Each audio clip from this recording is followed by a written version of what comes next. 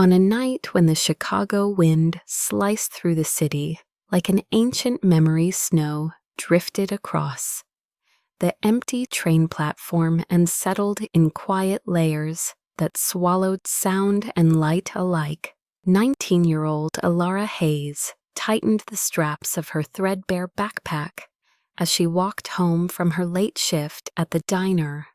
Her shoes soaked her fingers numb, and her breath turning to white mist that dissolved into the falling snow. She did not usually take this route near the old rail tracks behind the station, but over time had stretched her paycheck and her exhaustion in equal measure. And tonight, she simply wanted the cold to stop hurting her bones. The streetlights flickered behind her, a soft electrical sigh. And when she stepped past the chain-link fence that bordered the tracks, she heard a sound that froze her steps faster than the wind ever could. A low-grown, strained wounded, desperate the kind of sound that belonged to someone who did not expect help to come. Alara hesitated because Chicago at night could be cruel, and she had been taught since childhood that danger hid in shadows and alleys and behind every silence.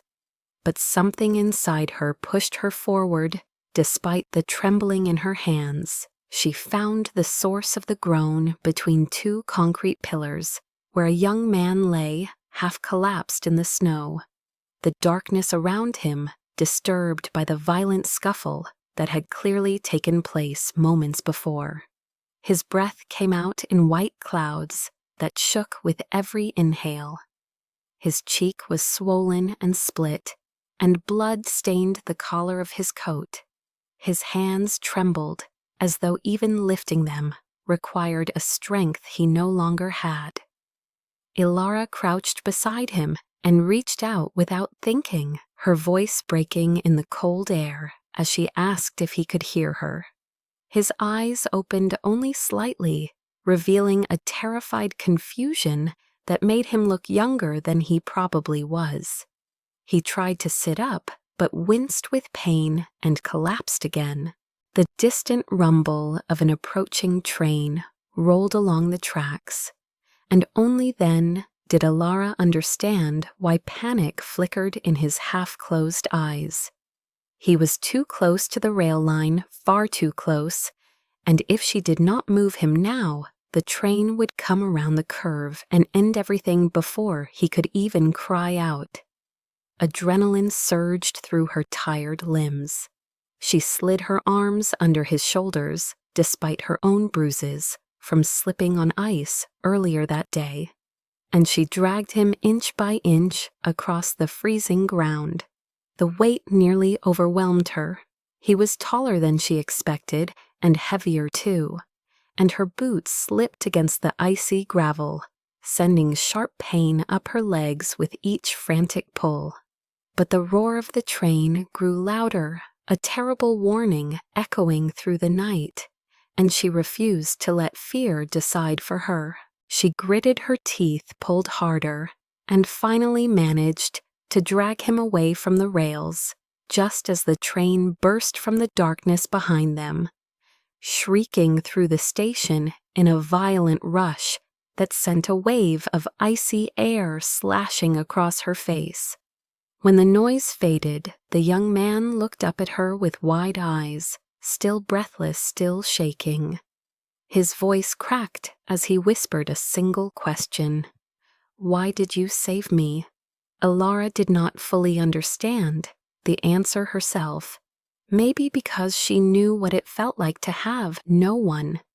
Maybe because she could not stand the thought of someone dying alone in the dark. She removed the only warm thing she had, a faded knitted scarf her mother had made for her, before she passed and wrapped it gently around his neck.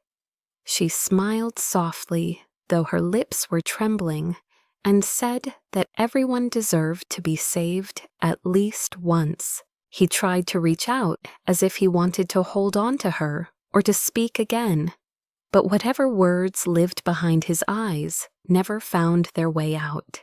The siren of the train, echoed far in the distance, and in that moment, with snow drifting down like pale ashes, Elara stepped back, her breath catching in her throat as she made the decision to leave. She knew that if she stayed too long, the police or someone else might question her, and she could not afford to be involved in anything that might risk her job or the tiny life she was trying to hold together. Her world was too fragile for attention, so she backed away into the darkness, watching him until he was only a silhouette against the snow. Then she turned and walked into the night, unaware of the way his fingers clutched the scarf as if it were the only real thing he had left.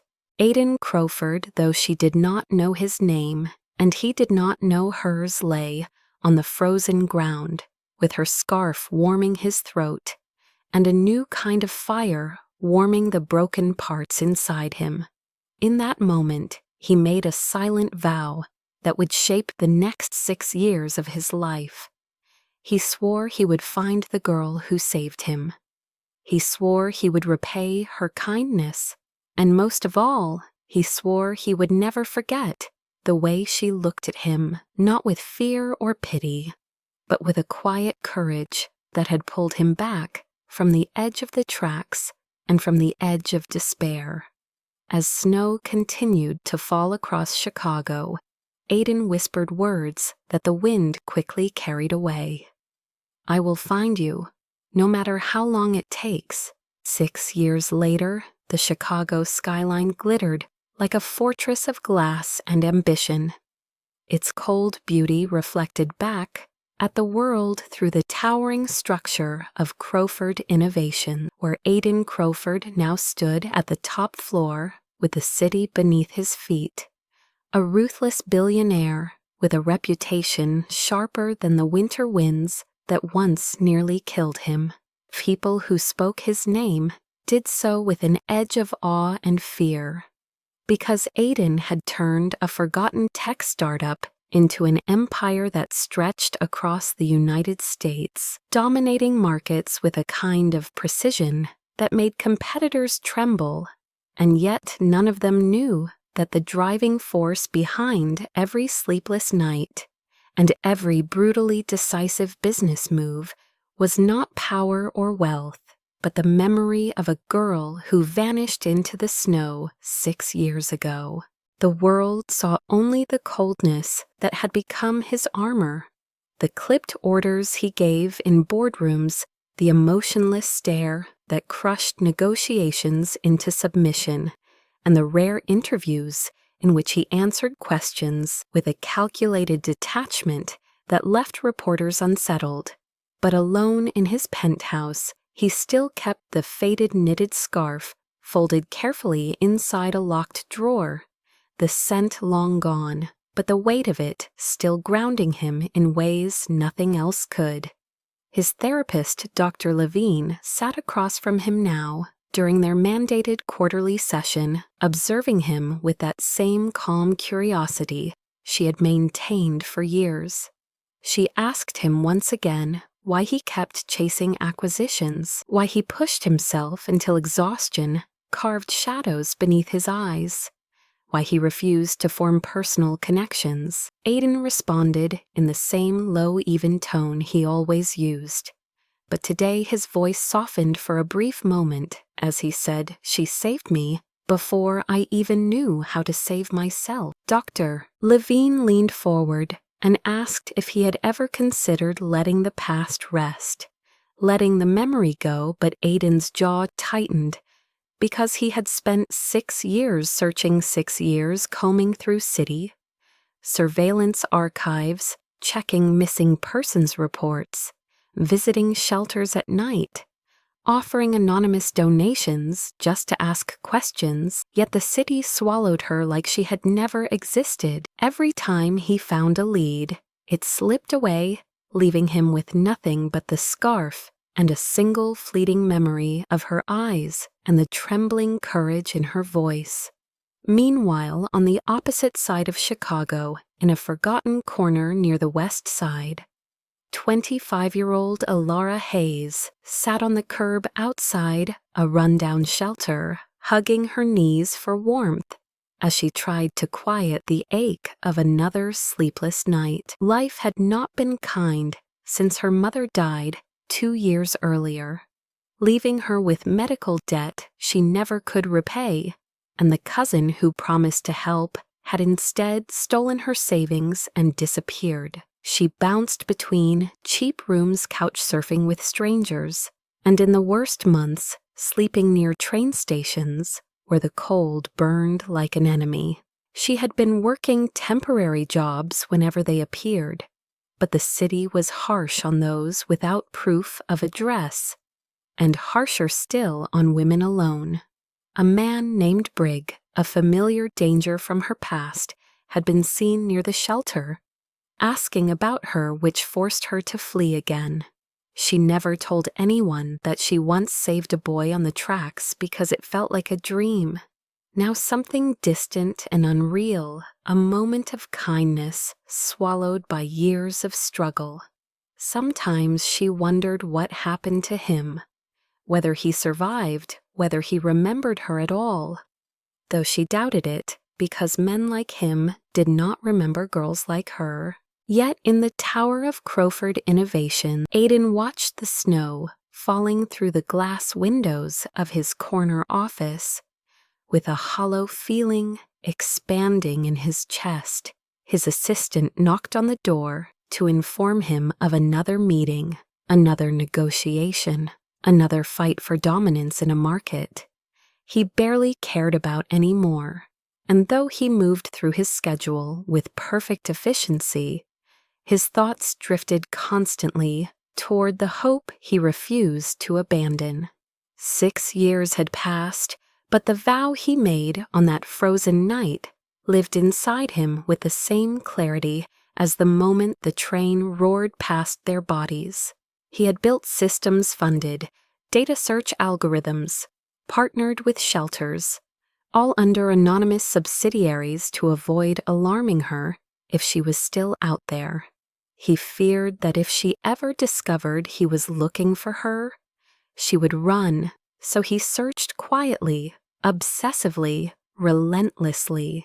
Back downtown, Alara lined up at a community kitchen where volunteers served hot meals, and as she stepped inside, she met a kind-eyed man named Caleb Rhodes, who worked for a nonprofit helping the homeless find safe housing. He offered her a warm coat and asked if she needed someone to talk to, but she simply thanked him and insisted she was fine, even though her cracked lips and trembling hands said otherwise. Caleb often wondered how someone with such gentle eyes could carry so much weight alone.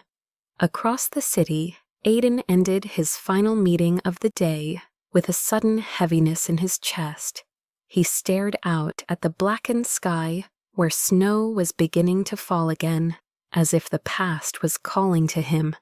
In 6 years, he had become the kind of man who appeared untouchable, a ruthless negotiator, a brilliant strategist, a billionaire, whose decisions shaped tech policy across the nation, but for all his power, he could not fill the hollow space inside him where the memory of Alara lived. His wealth brought him influence, loyalty, and even fear, but never peace.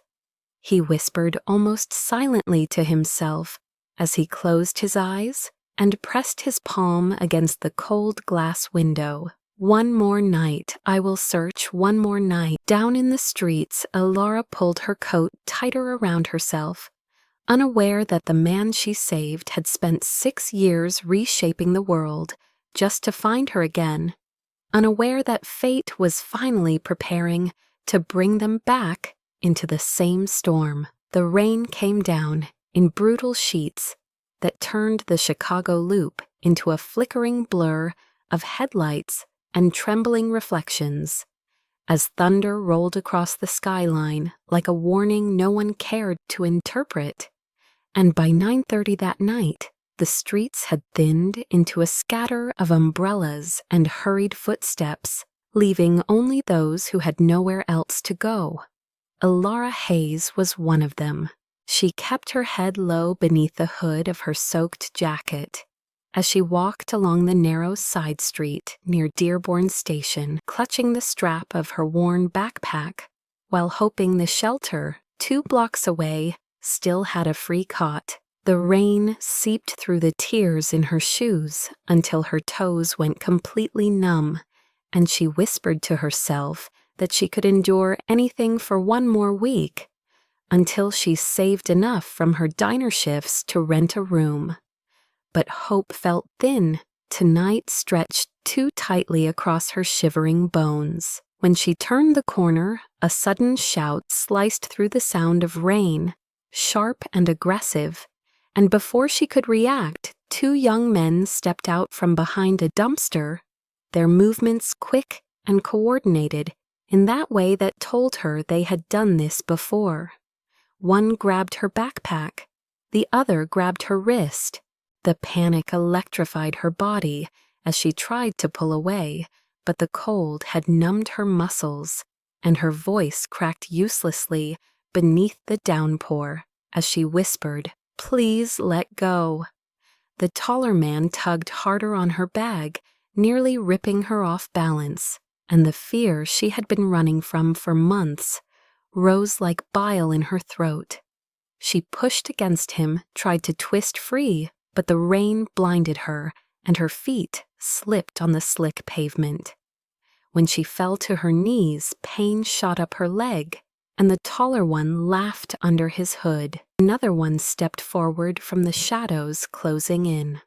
For a moment, Alara thought this was how everything ended, swallowed by darkness and rain in a city that would never remember her name. But fate had twisted itself into a different picture for her tonight. Not 20 feet away, a black limousine rolled down the street, its tinted windows glistening under the streetlights. Inside sat Aidan Crowford, silent in the back seat as his driver talked through the planned route home. Aidan barely listened because an unexplainable heaviness had followed him all day.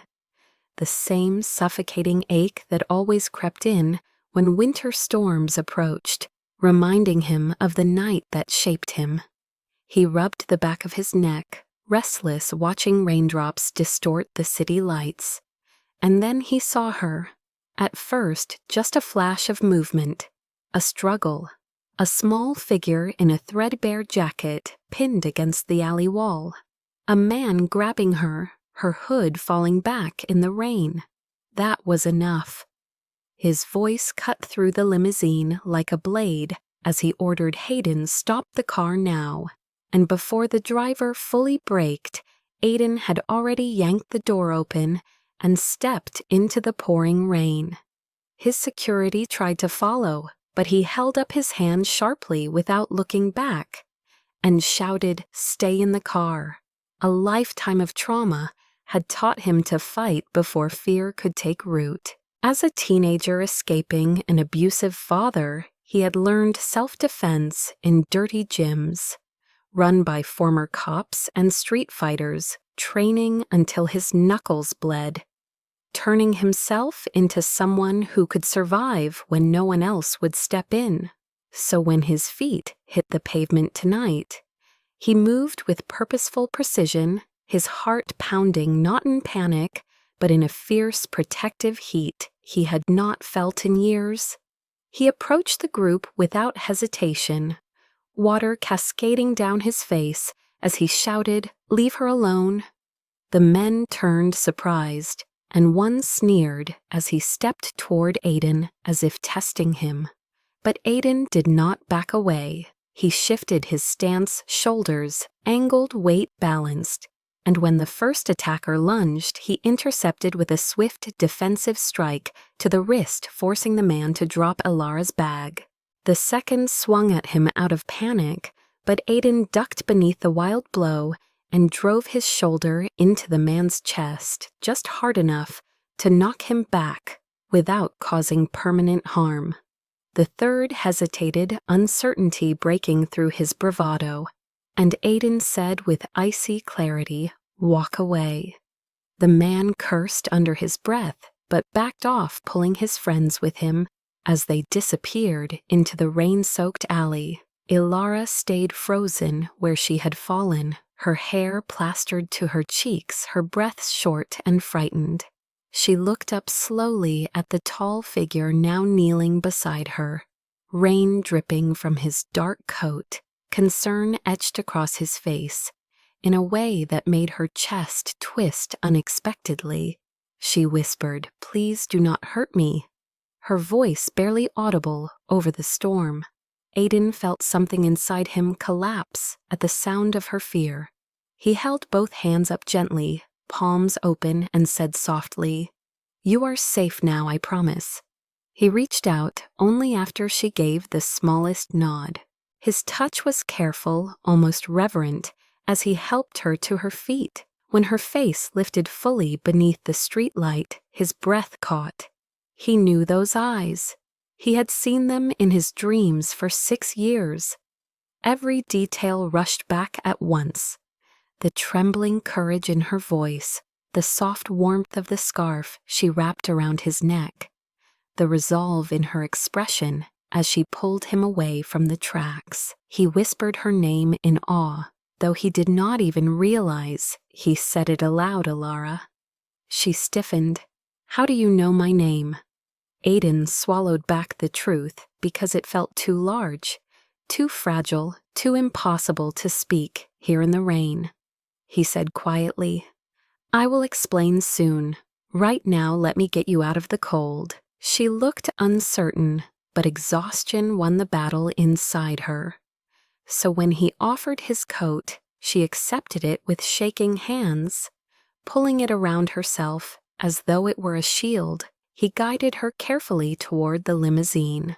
Hayden stood outside, holding the door open with a shocked expression, because he had never seen Aiden look at anyone the way he looked at her, with a mixture of fear, awe, and something rawer than longing. The moment Ilara slid into the warm interior, her body sagged with relief, but a cough escaped her as the chill caught up to her lungs. Aiden sat beside her not too close, watching her with an intensity that both steadied him and terrified him. He instructed Hayden to drive to the penthouse on Lakeshore Drive and call ahead for a doctor. Ilara blinked in confusion. "Why are you helping me? You do not even know me." The truth burned at the edge of Aiden's tongue. "I have known you longer than you think. But instead," he said, "because you are in danger, and I cannot leave you alone in this storm." She looked at him for a long moment, rainwater still clinging to her eyelashes, and something unfamiliar tightened in her chest. Gratitude, fear, curiosity, maybe a tiny spark of trust. The limousine pulled away from the curb, leaving the alley behind, and the city lights reflected across the fogged windows like distant constellations. Aiden watched her shiver beneath his coat and whispered to himself so quietly she could not hear it. "Finally, after 6 years, I found you." She leaned her head against the window, unaware of the storm she had stepped into, or the vow that had driven this ruthless billionaire toward her for more than half a decade. She did not know yet that fate had just altered the path of her life forever. But Aiden knew, and the night rain carried that truth like a heartbeat through the city. The elevator doors slid open with a soft chime, revealing the private penthouse foyer on the 74th floor of the Lakeshore Drive Tower, a space so polished and expansive that Ilara almost forgot how to breathe as she stepped inside dripping rain onto the marble like a shadow that did not belong. She clutched the edges of Aiden's coat around herself, the fabric far too heavy and expensive for someone like her, and she hesitated on the threshold until Aiden gently gestured her forward, his voice low and steady as he said, "You are safe here." The words felt surreal, almost impossible, because she had not heard anyone speak to her gently in a very long time. As the door closed behind them, the quiet of the penthouse wrapped around her like a different world. A world of soft lighting glass walls that overlooked the glittering city and rooms so large they felt like entire apartments. She took one careful step, then another, afraid she might ruin something just by existing in this space. Aiden watched her with a strange vulnerability, tightening his features, as though he were seeing a miracle, and was terrified it might fade. He walked past her toward the living room and set aside his drenched coat, then motioned for her to sit on the long sectional couch, its cream-colored cushions untouched and pristine. Before she could protest, he spoke again, gentler this time. "You are freezing. Let me take care of that first." He tapped his phone, and moments later, a soft knock sounded at the door. A private physician entered with a small medical kit. His manner respectful and discreet, clearly accustomed to late-night calls from the Crowford penthouse. Elara recoiled instinctively, gripping the coat tighter, but Aiden stepped closer, lowering his voice to reassure her. "He is here only to check if you are hurt. Nothing more. You can say no at any time." She studied Aiden's eyes, searching for any sign of danger, but all she saw was genuine concern, steady and patient. After a moment, she nodded reluctantly. The doctor examined her with professional distance, checking her pulse, her temperature, her bruised wrist, and the swelling on her knee from where she had fallen. Thankfully, nothing was broken. "She needs rest, warmth, and food," the doctor concluded before leaving quietly. Aiden exhaled slowly, relieved, then turned to her with an expression she did not understand. He walked to the hall closet, retrieved a thick gray blanket, and draped it around her shoulders with a gentleness that made her heart ache. When was the last time someone treated her with this kind of care? She whispered softly, "You did not have to do all this." Aiden paused as if weighing every possible answer before saying, "I know, but I wanted to." His voice lingered in the air with a sincerity that startled them both. Elara looked away quickly, trying to steady herself. This penthouse felt unreal. The glass windows framed the storm, outside the city lights blurred by the rain, while inside everything was warm, quiet, almost impossibly still.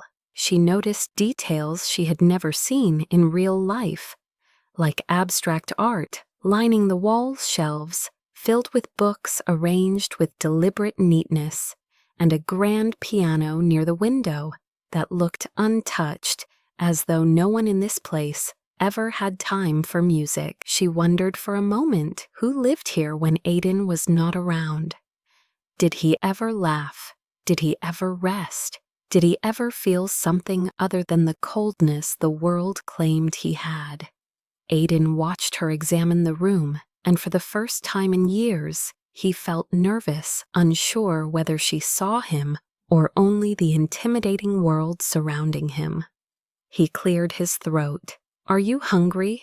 She nodded, embarrassed, and he immediately tapped a message to the private chef on call. Within minutes, warm plates arrived, nothing extravagant. Just soup and buttered bread, but the smell alone nearly brought tears to her eyes.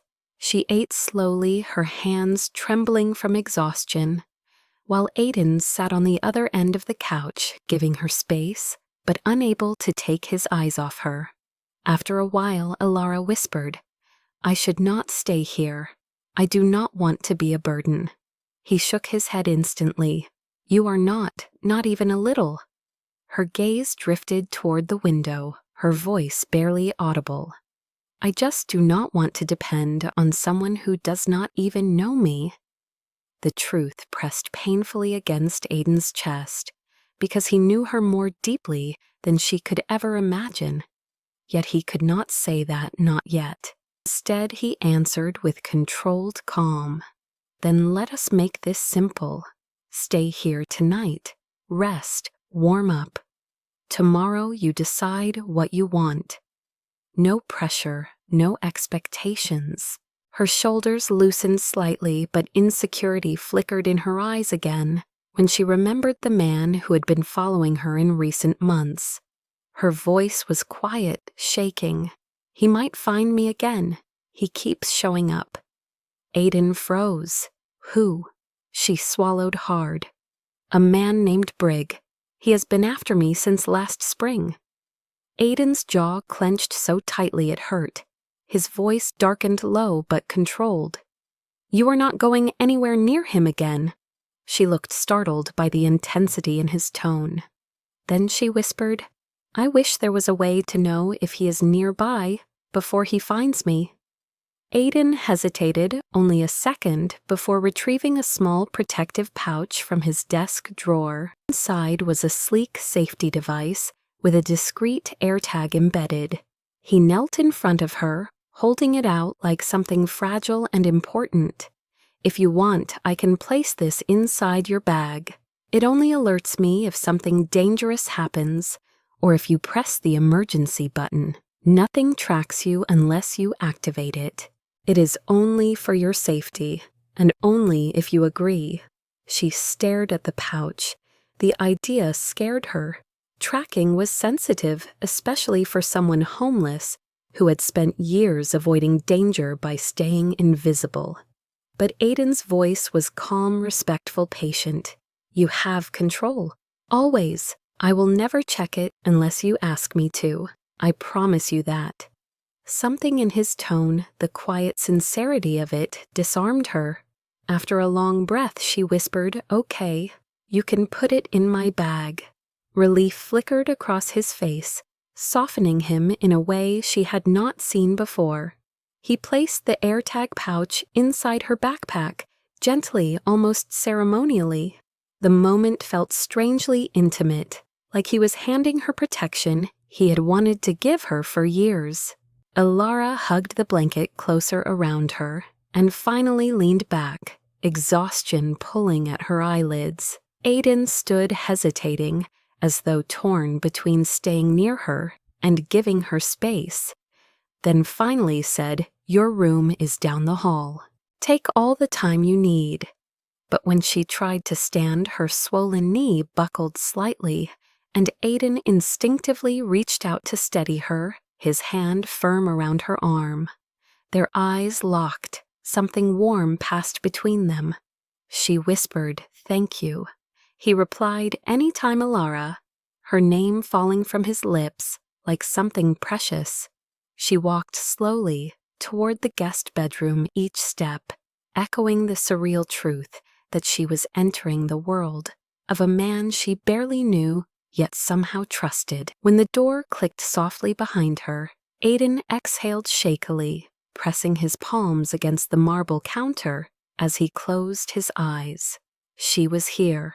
After 6 years of ghosts and illusions, she was finally here.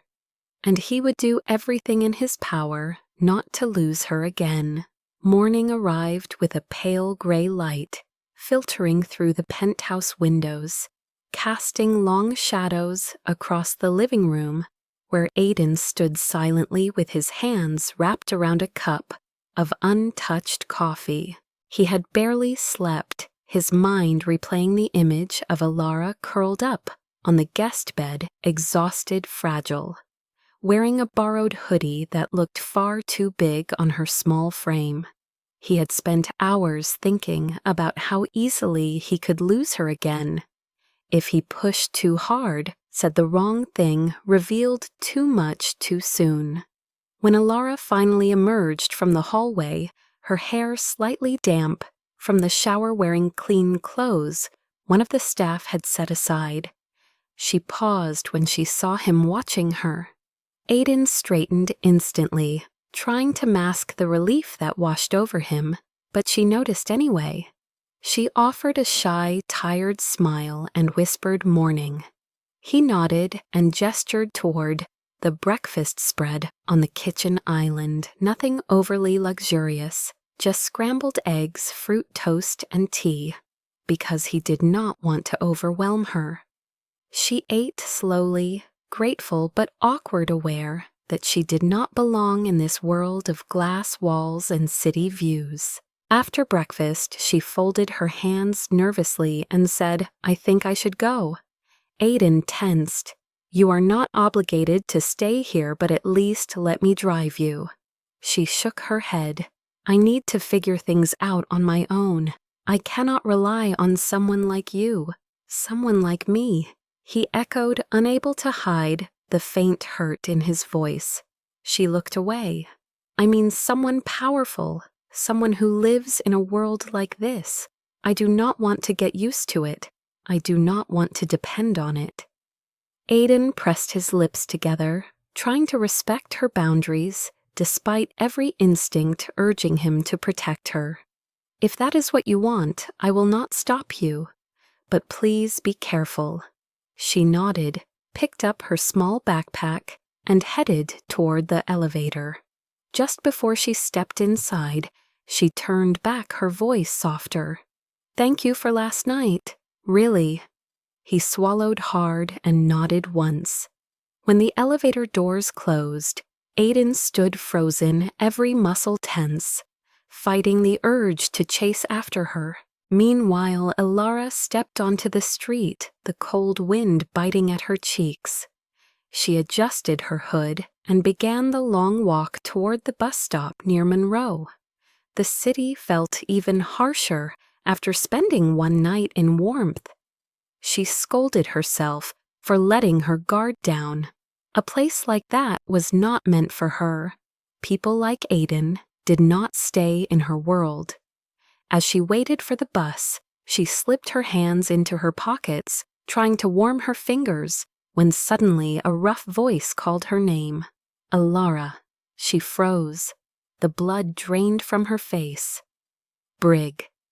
He stepped out from behind the bus shelter, his eyes gleaming with the same predatory arrogance that haunted her nightmares. "Been looking for you, sweetheart."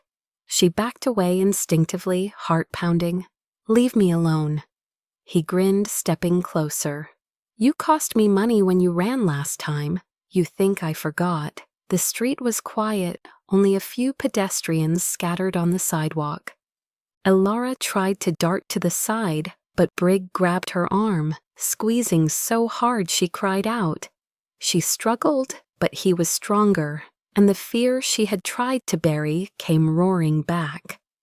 Then from the other end of the street, a sudden vibration sounded in her backpack.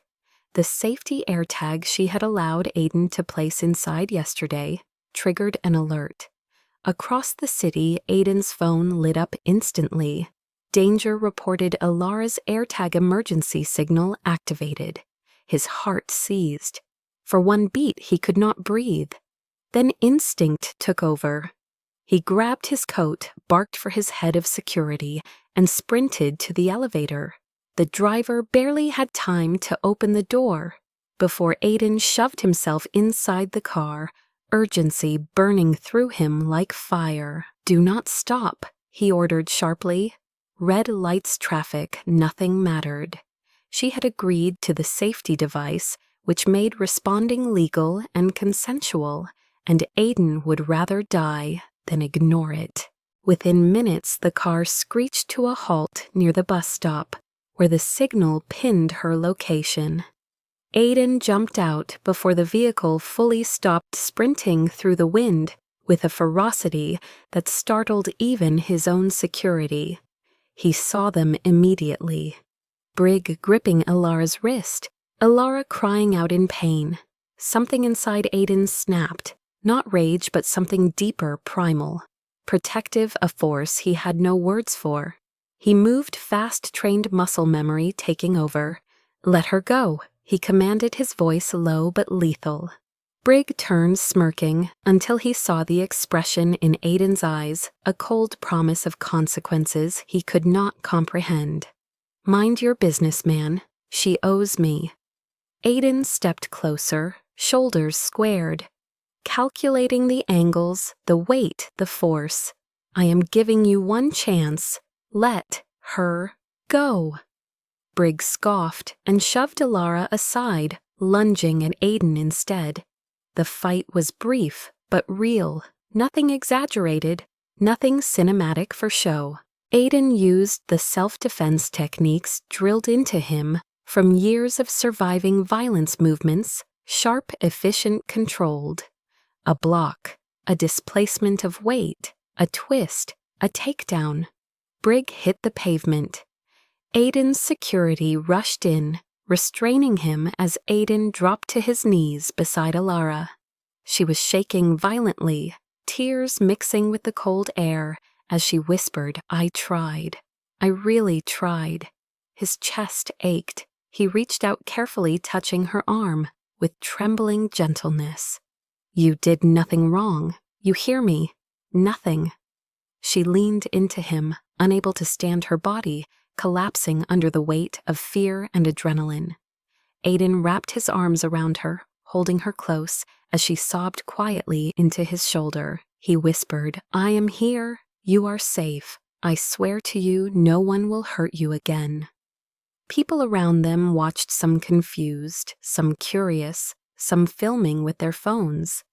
Because that was life in America now, tragedy and tenderness caught in the same frame.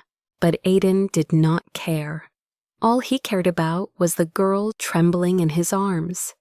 He lifted her gently, guiding her into the car while security handled Briggs and called police. On the drive back to the penthouse, Alara kept her eyes fixed on the window, her breath shallow and shaky. Aiden sat beside her, hands clasped tightly, as if physically holding himself back from reaching for her. When she finally whispered, "Why do you keep saving me?" the words shattered something inside him. He looked at her eyes, raw voice barely steady. "Because someone has to. And I will not let the world break you again." The car grew silent, thick with emotion and unspoken truths. When they reached the penthouse, she hesitated before stepping out, then looked up at him with a vulnerability he felt deep in his bones. Aiden reached for her hand just for a moment, letting their fingers touch in a quiet promise. This time he did not let her walk away alone. This time their worlds began to intertwine, pulling them closer into a storm neither could escape. The penthouse was quiet, except for the low hum of the city far below, a distant reminder that the world continued turning, even as Alara sat curled on the couch with her knees tucked up to her chest, wrapped in the same gray blanket Aiden had given her the night before. She had stopped trembling, but the fear lingered like a shadow beneath her skin, an echo of Briggs' grip and the helplessness that had flooded her body. Aiden sat a careful distance away, elbows resting on his knees, hands clasped tightly as though holding back the urge to reach for her again. He did not want to overwhelm her, did not want to rush anything, though every muscle in him tensed with the effort. Finally she spoke, her voice soft brittle at the edges. "You asked who he was. Briggs, I guess you deserve to know." Aiden looked up immediately, his full attention snapping to her like gravity. "Only if you want to tell me," he said quietly. She nodded because some truths weighed too heavily to carry alone. She took a slow breath, her eyes fixed on the rain, scattering across the floor to ceiling windows. "My mom died 2 years ago. Cancer. She worked as a hotel cleaner for most of her life, never got to rest, never got to take a real day off. She was everything to me. After she passed, I had no one, no family except a cousin who told me he would help me handle the medical bills." She let out a small, humorless laugh. "He stole everything I had saved, everything my mom left behind, and disappeared." Aiden's jaw tightened, fury flickering beneath his calm expression, but he remained silent, letting her continue. I tried to stay in our old apartment. I really tried. But the bills kept piling up. The landlord changed, and the new one threw me out after one late payment. She swallowed hard. I bounced between friends' shelters, anyone who would take me in for a night or two. I worked temporary jobs, cleaned houses, washed dishes at diners, but it was never enough. Chicago is expensive, and when you are alone, it feels even bigger than it is. She hesitated, fingers tightening around the blanket. Then Brigg showed up. I met him last winter at a shelter. He seemed helpful at first, gave people food blankets, sometimes money. But it did not take long to realize he expected things in return. Women especially. Vulnerable women. She looked down ashamed, though she had no reason to be. He asked me to work for him. Said he could get me out of the cold if I did small jobs. Carry this, deliver that. I said no. She took a shaky breath. And he did not like that. He started following me, threatening me, saying I owed him for turning down his help. I kept running, shelter to shelter. But he always found me eventually. Aiden's chest burned with a cold, steady anger, the kind that made every instinct inside him sharpen. He had known fear like that. He had lived under the shadow of a violent man. When he spoke, his voice was low, steady, but edged with grief. I am sorry you went through that. You did not deserve any of it. She blinked fast-fighting tears. I keep thinking if I had been stronger or smarter, maybe none of this would have happened. Aiden leaned forward, his voice dark with conviction. Do not ever blame yourself for someone else's cruelty. Not for 1 second. Silence settled between them, heavy but warm, because for the first time she felt seen, truly seen without judgment. She drew another breath and wiped her cheek before speaking again. You asked yesterday how I ended up homeless. That is how. One loss turned into another.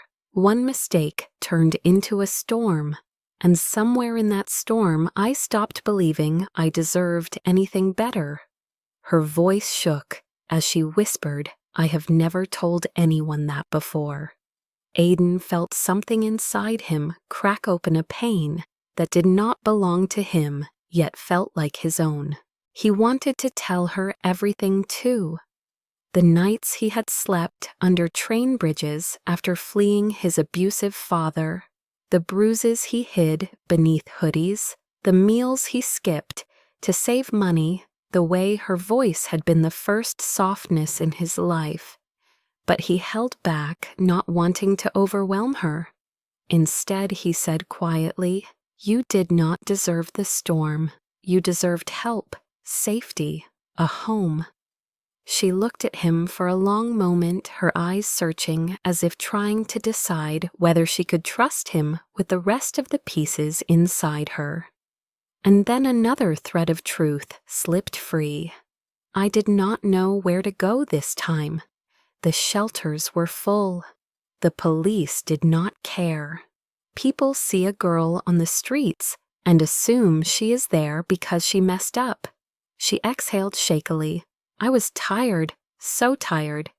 Aiden felt his throat tighten. Elara, he said gently, why did you not tell anyone sooner? Because no one stays, she whispered. People only help when it is convenient, and when it is not, they disappear. Her eyes flickered away. I did not want you to disappear, too. Aiden's heart dropped into his stomach. I am not going anywhere. He said the words slipping out before he could stop them. Something softened in her face, something fragile and hopeful, but it did not last long.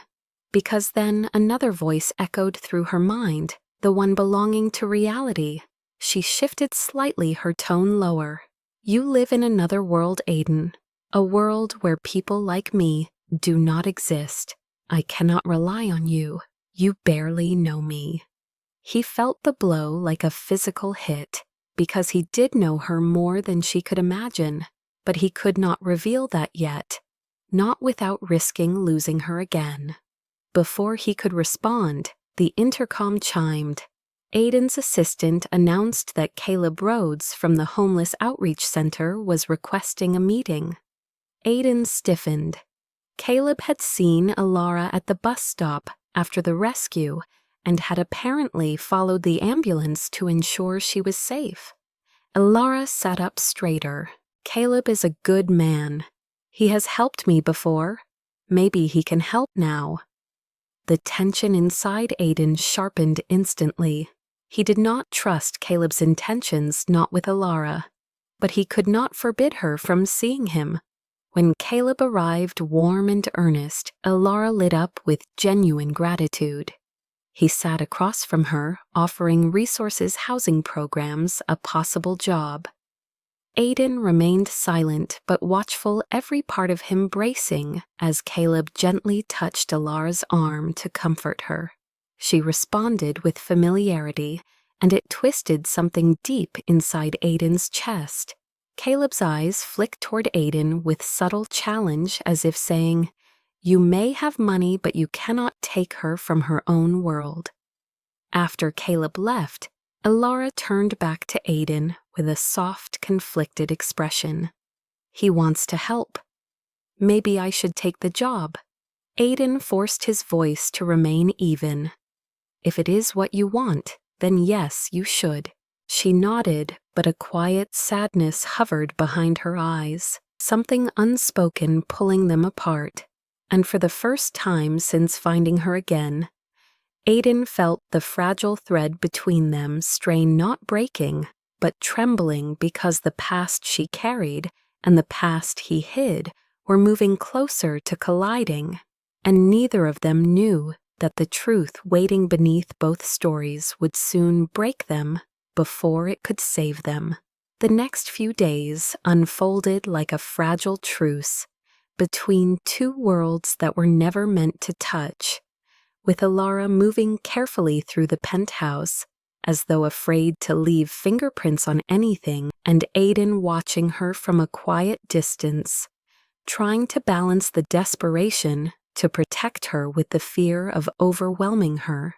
She spent her mornings helping with small tasks around the kitchen, even though the staff insisted she did not need to, and her afternoons at the community center, where Caleb Rhodes had given her a temporary role, organizing donations and assisting with outreach calls. It was not glamorous, but it gave her purpose, a sense of stability she had not felt in years, and Aiden could see how her shoulders seemed to straighten a little more each day. Still, every morning before she left, he reminded her gently to activate the safety tracker if she felt unsafe. And every evening he waited in the living room for the sound of the elevator, because he could not relax until she walked through the door. One afternoon, Caleb stopped by the penthouse to return a folder Alara had forgotten, and the tension between him and Aiden hummed like an exposed wire. Caleb smiled politely, but beneath that smile was a warning, a silent question of what exactly a billionaire like Aiden wanted with a girl who had nowhere else to go. Alara seemed oblivious to the silent exchange, but Aiden felt it like a challenge stamped into the air. He did not say anything then, but he watched Caleb closely, filing away every word and every gesture. That night, Alara returned late, exhausted, with dark circles beneath her eyes. Aiden offered dinner, but she shook her head and said she needed a shower first. After she disappeared down the hall, Aiden stood alone in the kitchen, gripping the counter as if steadying himself. Dr. Levine's voice echoed in his memory, asking if his need to find Alara had become a fixation, something too entwined with his trauma for him to see clearly. But he did see clearly. He saw her, the girl who saved his life, the girl who kept him alive, in ways she did not know.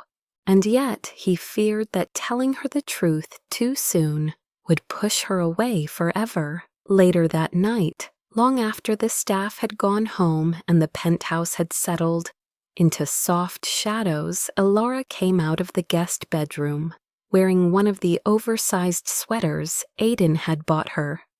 She looked warmer, calmer, but still weighed down by the heaviness of the day. She sat down opposite him on the couch and sighed. "It feels strange," she admitted. "Working at the center has been good, but every time Caleb looks at me, I feel like he sees everything I failed at." Aiden's jaw tightened. Caleb means well, but he does not always understand the line between helping and overstepping. Elora nodded slowly. "He asked me today if staying here is a good idea, if it is healthy." Aiden felt something cold slide into his chest. "And what did you tell him?" She hesitated, then said, "I told him you have been nothing but kind." But he kept asking how long I plan to stay here. Like he thinks I am a problem you will eventually get tired of. The thought hit Aiden harder than he expected. "You are not a problem, Elora. You never were." Tears welled in her eyes, though she blinked them away quickly. "I know you say that. I am just not used to people meaning it."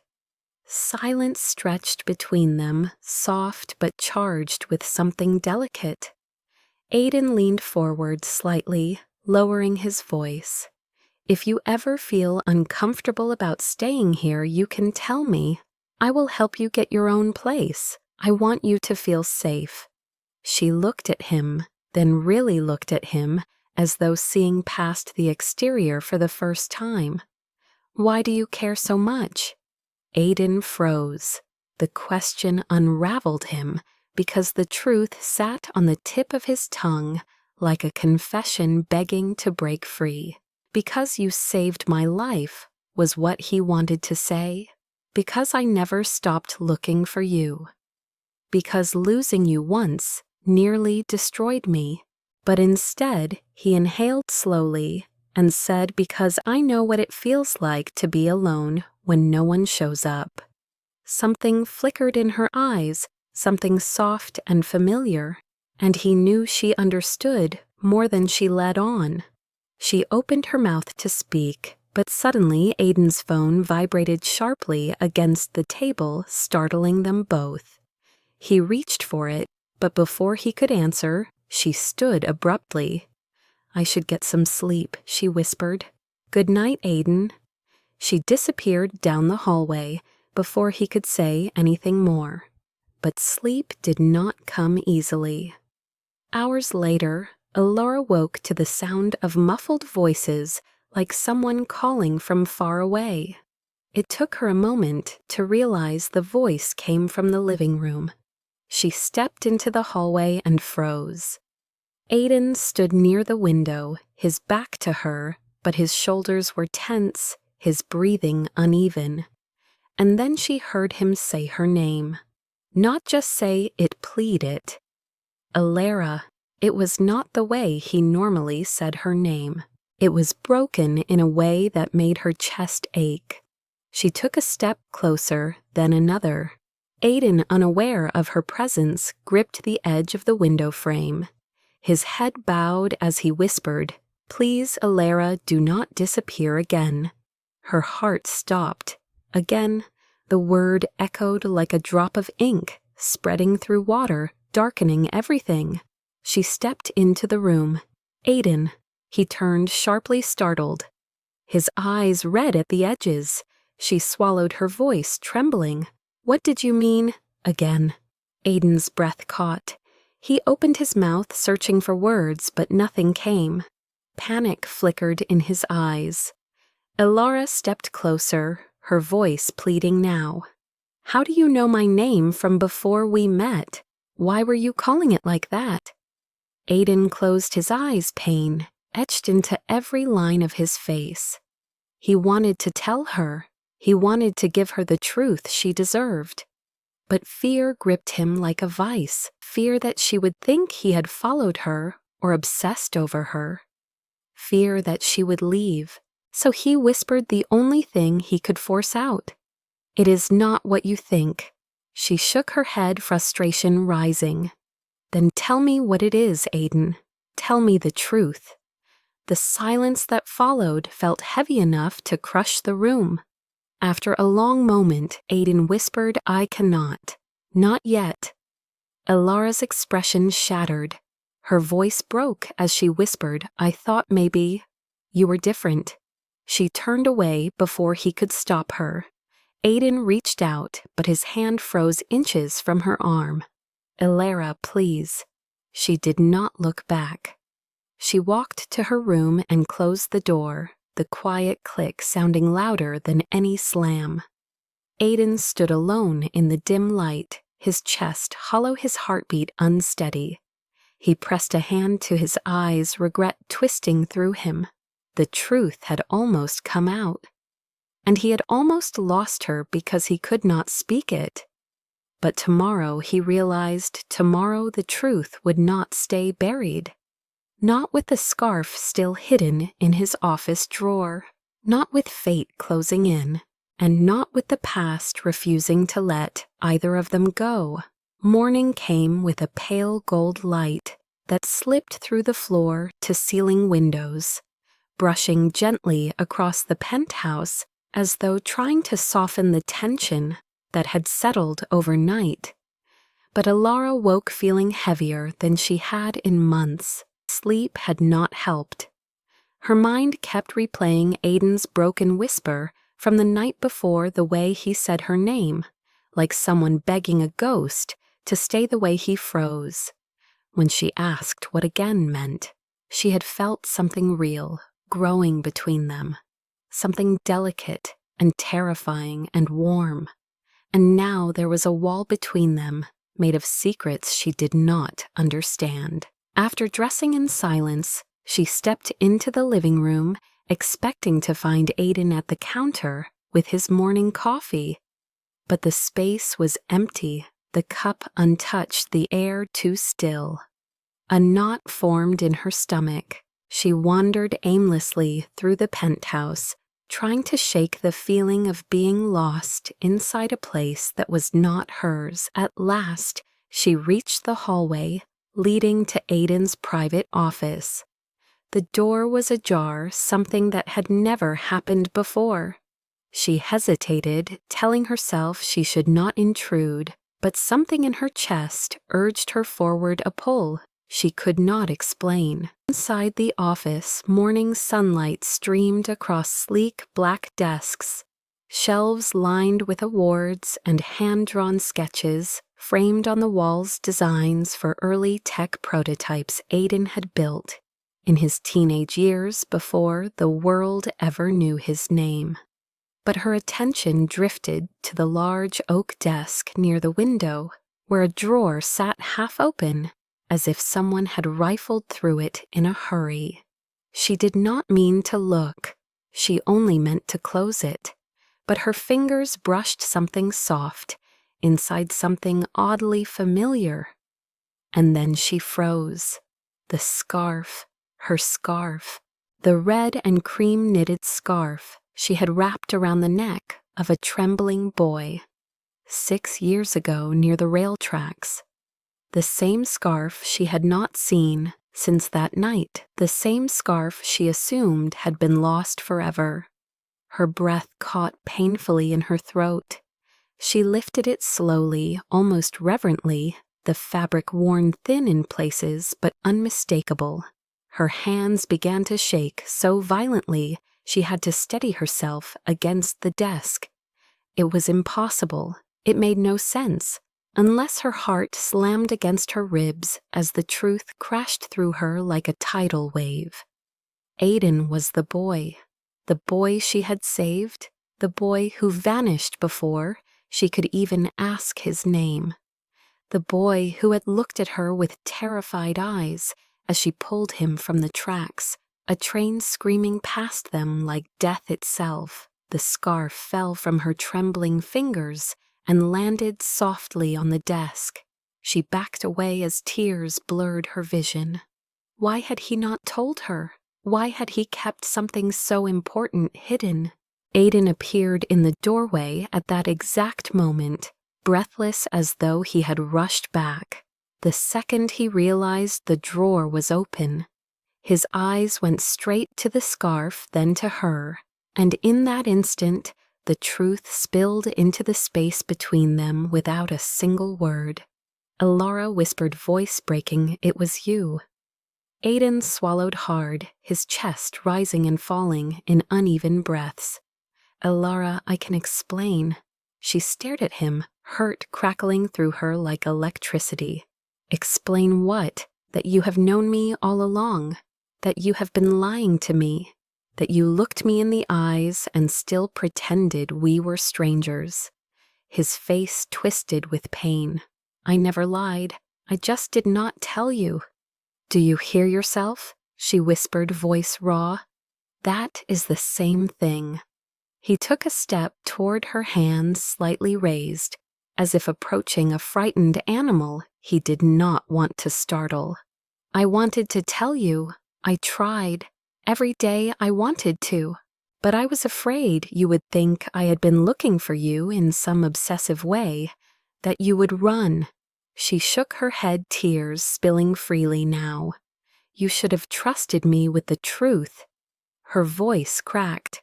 "I trusted you, far more than I should have." Aiden's expression crumbled. "I know, and that is why I was terrified to lose you again. You disappeared that night. You saved me and vanished before I could even say thank you."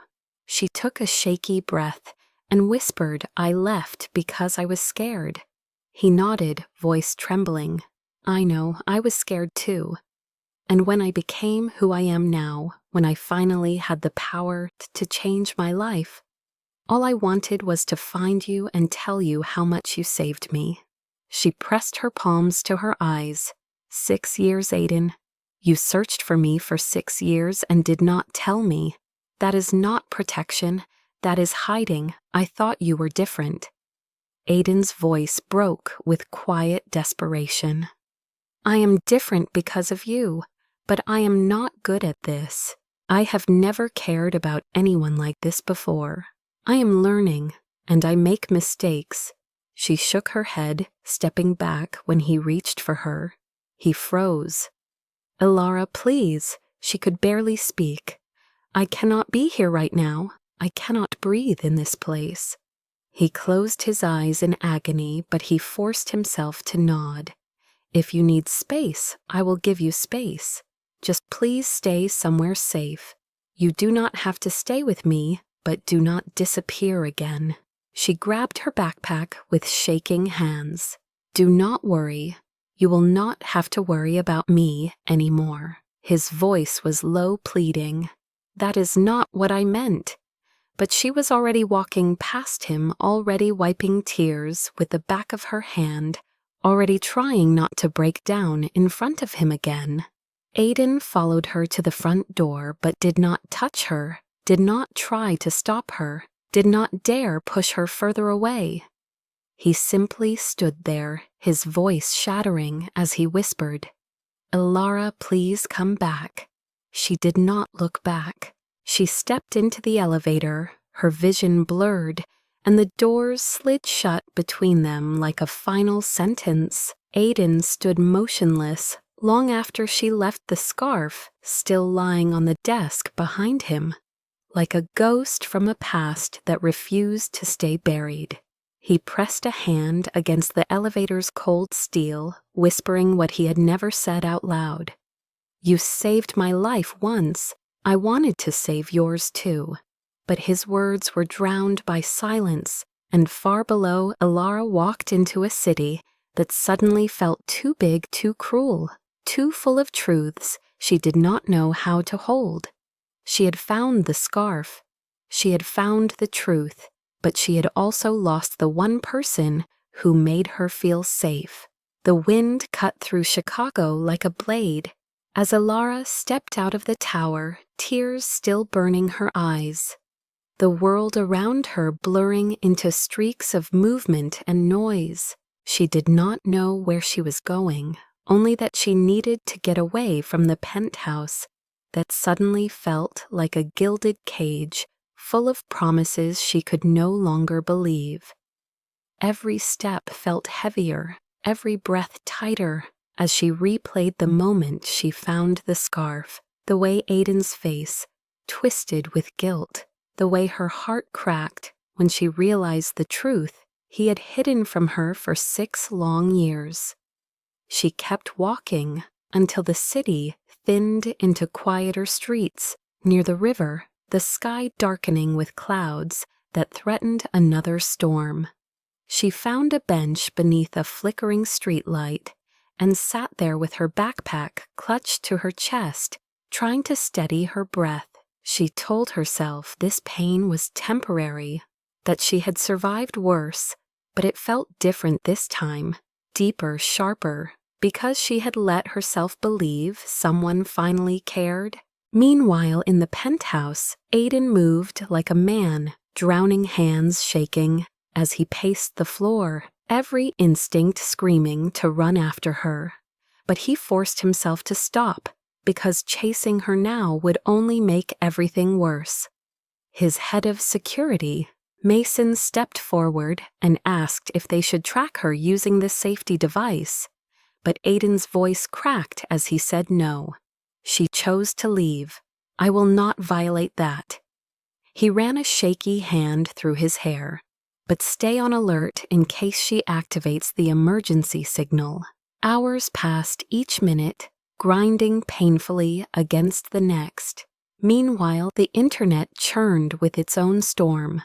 Caleb Rhodes clearly frustrated after seeing Alara's emotional state over the last few days, and misinterpreting everything posted, a cryptic statement on social media about powerful men exploiting vulnerable women under the guise of rescue.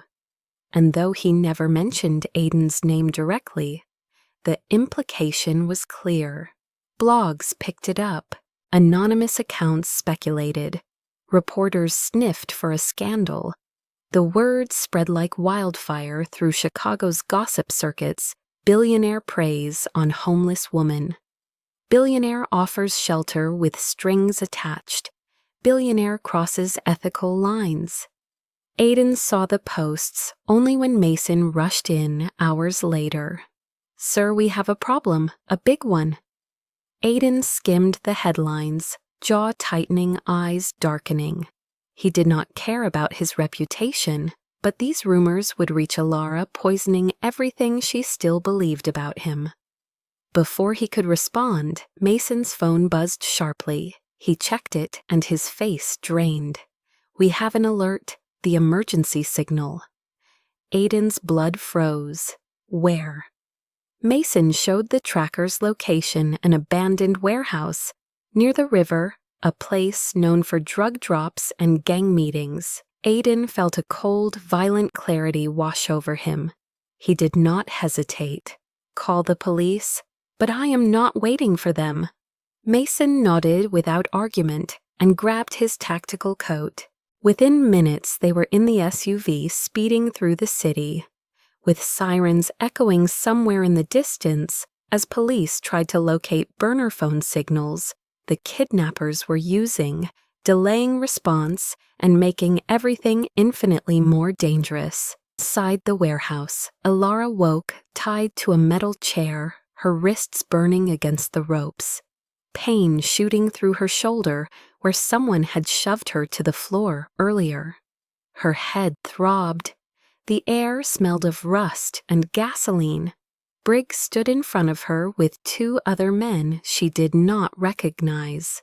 His smile was twisted with triumph. Thought you could hide, sweetheart. Thought your billionaire boyfriend would keep you safe. Her heart twisted painfully. He is not my Brig, cut her off. Does not matter. He is coming. Men like him always do. And when he does, we are going to make him pay enough to keep us warm for years. Tears stung her eyes, not from fear for herself, but for Aiden. She whispered, "Please do not hurt him. You do not know him." Brig laughed.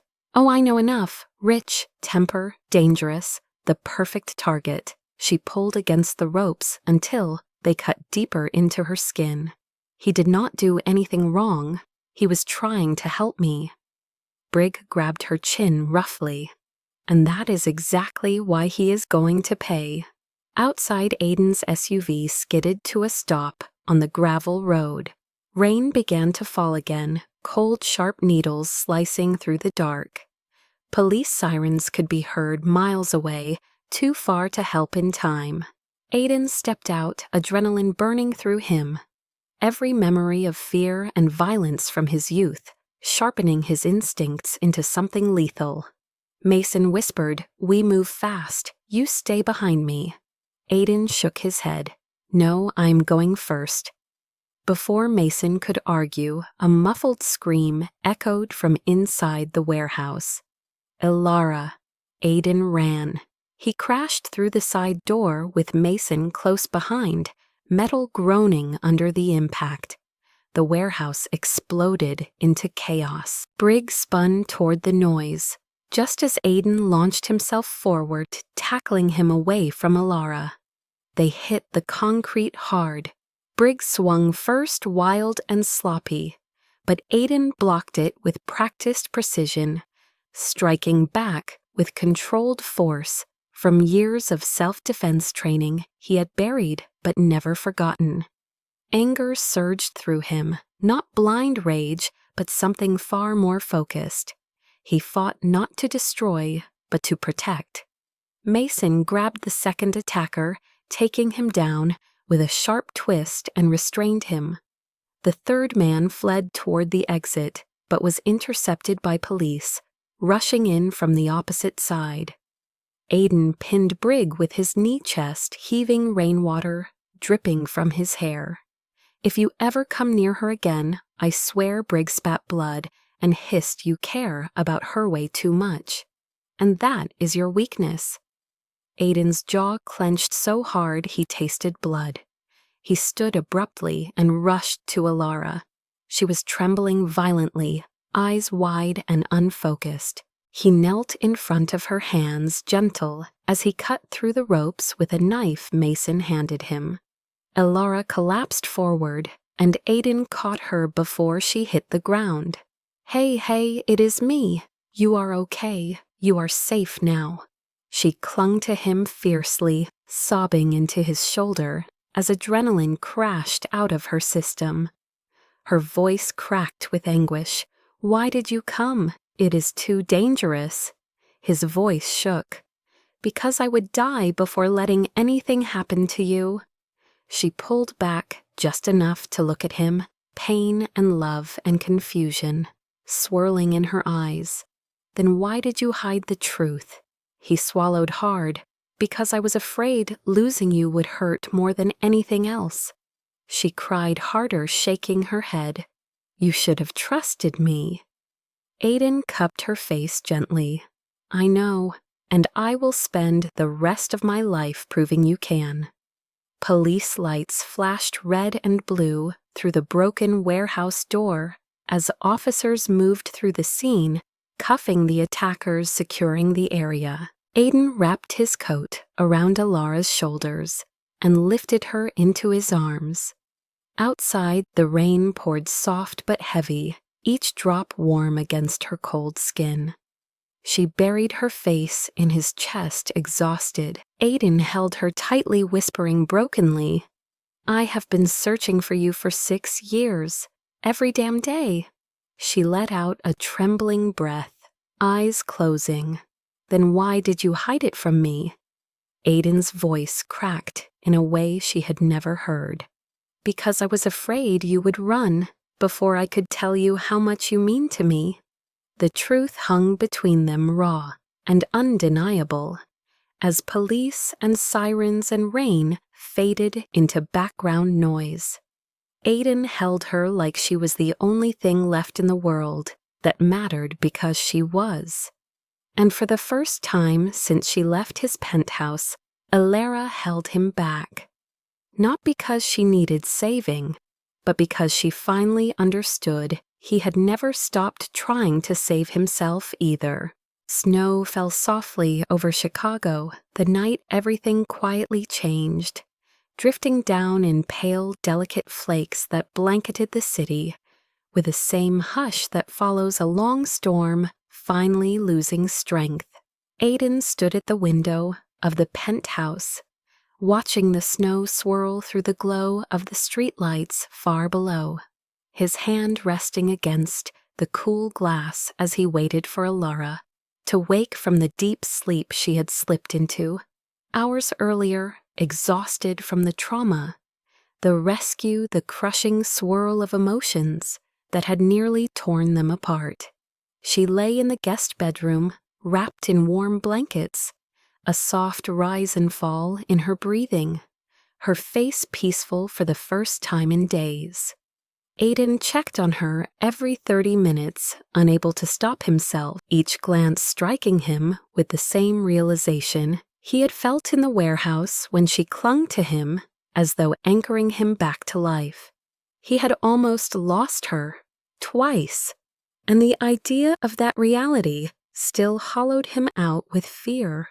Mason had left the police, had finalized their statements. Brigg and the men had been arrested, and Caleb had sent a message, apologizing for his earlier assumptions once he learned what had really happened. But none of that mattered as much as whether Alara would ever trust him again. When she finally stirred, blinking slowly awake, Aiden stepped into the room with quiet caution, his voice gentle. "Hey, how do you feel?" Her eyes found him instantly soft and tired and uncertain, and something inside him eased as she whispered better. "Just tired." He nodded and sat carefully on the edge of the chair near her bed, unable to bring himself closer without permission. "You can rest as long as you need. No one will bother you here." She pulled the blanket tighter around her and watched him with a fragile vulnerability that made him ache. After a long moment, she whispered, "I thought I was going to die." His breath caught. "I know. And I wish I could have stopped it before it began." She studied him, her voice trembling. "Why do you blame yourself for everything that happens to me?" Aiden let out a slow, shaky breath. "Because for 6 years I have lived with the memory of someone saving my life. Because every night since then I wondered what happened to you, if you were okay, if you were safe. And when I found out what you were living through, I hated myself for not finding you sooner." Alara looked down, tears welling again, but softer this time. "I am not your responsibility, Aiden. I never wanted you to feel like you owed me anything." He shook his head emphatically. "I do not feel like I owe you. I feel like I found something I thought was gone forever." He hesitated, then added in a voice raw enough to tremble, "I am not asking you to take care of me. I am asking you to let me be part of your world." Her breath faltered. She lifted her gaze to him, eyes glistening. "You kept something huge from me. That mattered. It hurt." His voice cracked. "I know, and I will regret that every day. I did not tell you because I was afraid. Afraid of scaring you. Afraid you would think I was obsessed. Afraid you would disappear again like you did that night." She swallowed hard. "I did not disappear on purpose. I ran because I thought you would be angry I intervened. I thought you would push me away." Aiden leaned forward slightly. "I would have never pushed you away. Not then, not now." She breathed in shakily and whispered, "Then why does everything between us feel so fragile?" Aiden answered without hesitation, "Because it is real, and real things feel breakable." She wiped her cheek and sat up a little straighter. "What happens now?" Aiden's expression softened with a sincerity she had not seen before. Now we go slow, on your terms. You decide what you want, your job, your life, where you live. I will support you in whatever you choose." Her heart tightened. "And you, what do you want?" He exhaled softly, his voice barely above a whisper. "I want a life where I don't spend my nights wondering if you are safe. I want mornings where I don't wait for the elevator, praying you walk through the door. I want a chance to earn your trust back. And maybe someday, if you let me, something more." Silence stretched between them, warm and aching. Then Alara slowly extended her hand toward him. It trembled at first, but she held it steady. Aiden stared at her hand as though afraid it would vanish. When he finally reached out, his fingers brushed hers with a tenderness that felt like a promise. Their hands intertwined, small and fragile, but real. The world outside the windows kept snowing as if blessing the moment. Days passed gentle and slow. Alara began therapy arranged by the nonprofit, not by Aiden, and she insisted on it being her choice. She moved to a small, safe apartment, funded by a city program Caleb helped her apply for. Aiden visited only when she asked. They shared late-night conversations, quiet dinners, slow walks along the lakefront, where Alara's eyes reflected the water, and Aiden always carried the scarf she had given him years ago, folded carefully in his coat pocket. One evening, weeks later, they stood at Navy Pier beneath a sky of falling snow, almost identical to the night they first met. Alara's hair whipped gently around her face as she turned toward him. "You found me," she murmured, "after all these years." Aiden stepped closer, snow landing on his lashes. "I never stopped looking." She bit her lip, voice shaking with something tender and wild. "And what now?" Aiden reached into his coat and pulled out the scarf, placing it gently around her neck the way she once did for him. Snow swirled around them, soft flurries catching in the glow of the pier lights. His voice was quiet but steady. "Now I ask if you will let me love you, not because you saved me, but because you taught me how to feel." Alara stared at him, tears warm against the cold air. Then she stepped into his arms and whispered against his chest, "Aiden, you were not searching for a girl. You were searching for hope. And maybe so was I." He pulled her closer, kissing her forehead gently as the snow fell around them like blessings. "I found both," he whispered, "in you."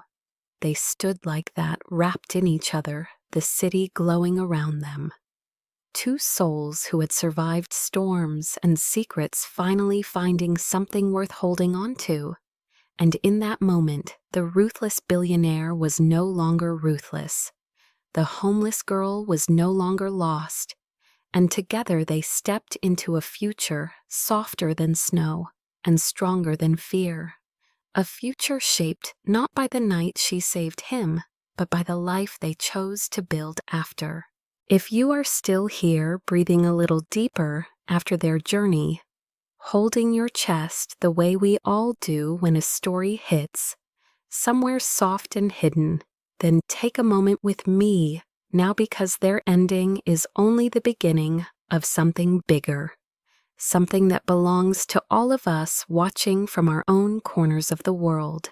Stories like this remind us that love does not always enter our lives wrapped in perfection. Sometimes it comes through storms, through heartbreak, through scars. We tried to hide through nights we thought we would never survive. And if their story touched you, if it made you feel something real, something warm, something hopeful, then please do one small thing that means the world to this channel. Tap the like button, not just because the algorithm loves it, but because it tells us you want more love stories that feel human and bruised and beautiful, just like this one. Drop a comment below and tell me where in the world you are listening from, because I read every single one, and your messages are the heartbeat of Emma's stories. Maybe tell me which moment struck you the hardest. Was it the night she saved him without knowing who he would become? The moment she found the scarf and realized he had been searching for her all along? The rescue in the warehouse when he chose her life over his own safety? Or maybe it was the quiet epilogue where she finally understood that love does not need perfection, only presence. And if you believe in stories where healing is possible, where people rise from the darkest nights, where love is something earned through honesty and courage, then do not forget to subscribe. That single click helps us grow and create even more cinematic tales, filled with emotion, mystery, heartbreak, and redemption. The kind of stories that make you pause your day and feel alive for a moment longer. And if you have a request, a title idea, a theme you want to explore, or a character you want me to bring to life, comment it below. This channel thrives because of your ideas, your imagination, and your love for storytelling. Your voice matters here more than you know. So before you go, take one last look at their journey and remember this: no matter where you are, no matter what you are carrying, no matter how unseen you have felt, there is always someone searching for you, someone whose life might already be intertwined with yours in ways you cannot see yet. You deserve safety. You deserve love. You deserve a future brighter than the storms you have survived. If this story moved, you share it with someone who needs a little hope today, someone who might need a reminder that they are worth saving, worth loving, worth being found. And if you want to stay with me for the next chapter, the next tale, the next heart-aching hook that will pull you right into a brand new world, then make sure you turn on notifications so you never miss a new video. Thank you for watching, for feeling, for staying until the very last word. You are a part of this story, now a part of this growing family of hearts, scattered across the world, listening, healing, and believing together.